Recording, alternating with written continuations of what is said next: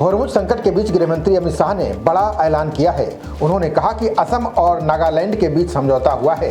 इसके तहत अब हम यहां की धरती के नीचे छिपे उन प्राकृतिक खजाने को बाहर निकालेंगे, जिससे तेल और गैस संकट के साथ ही देश की अन्य समस्याएं भी दूर हो जाएंगी। भारत पर अष्टलक्ष्मी की कृपा बरसने वाली है। इससे न केवल तेल का संकट खत्म होगा, बल्कि गैस की सप्लाई भी मजबूत होगी। केंद्र सरकार ने इसके लिए बड़ा प्लान तैयार किया है। गृहमंत्री अमित शाह ने खुद इसका ऐलान किया। उन्होंने असम और नागालैंड के मुख्यमंत्रियों को आमने सामने बिठाकर एक डील पर मुहर लगवाई। इसे असम नागालैंड सीमा समझौता कहा जा रहा है। इस समझौते से इस क्षेत्र में मौजूद तेल, गैस और दुर्लभ खनिजों को निकालने और उसके इस्तेमाल करने का रास्ता साफ हो गया है। शाह ने कहा कि दशकों से इन राज्यों के बीच सीमा विवाद था। इससे हम राष्ट्रीय संपदा का इस्तेमाल नहीं कर पा रहे थे। अब ये संकट दूर कर लिया गया है। बता दें कि पीएम मोदी अपने भाषणों में अक्सर पूर्वोत्तर के राज्यों को अष्टलक्ष्मी कहते हैं।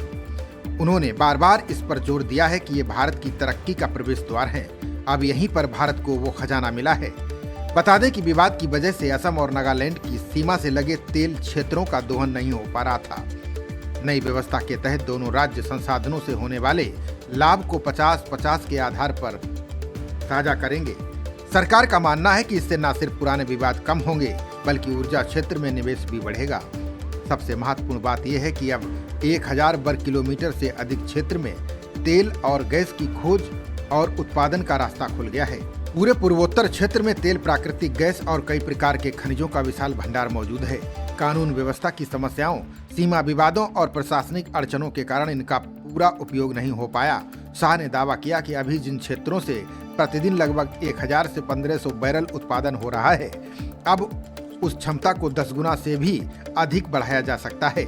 उन्होंने ये भी कहा कि केवल एक तेल क्षेत्र ही नहीं, 15,000 करोड़ रुपए से ज्यादा मूल्य का उत्पादन संभव है।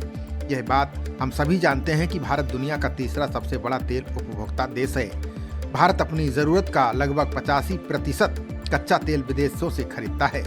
स्ट्रेट ऑफ हॉर्मुज बंद होने से भारत की सप्लाई रुकी हुई है। ऐसे में इस संकट से निपटने के लिए ऊर्जा विशेषज्ञों का मानना है कि भारत को घरेलू उत्पादन बढ़ाने पर जोर देना चाहिए। इससे स्वदेशी निर्भरता कम होगी। ऐसे में असम नागालैंड समझौता इसी दिशा में एक बड़ा कदम माना जा रहा है।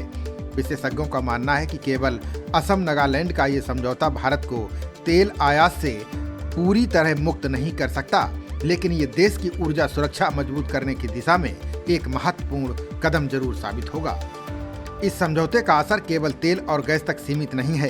केंद्र सरकार का मानना है कि ये मॉडल भविष्य में खनन क्षेत्र के लिए भी खोला जा सकता है। पूर्वोत्तर भारत में कोयला, चूना पत्थर, निकल, क्रोमाइट और कई अन्य खनिजों की संभावनाएं बताई गई हैं।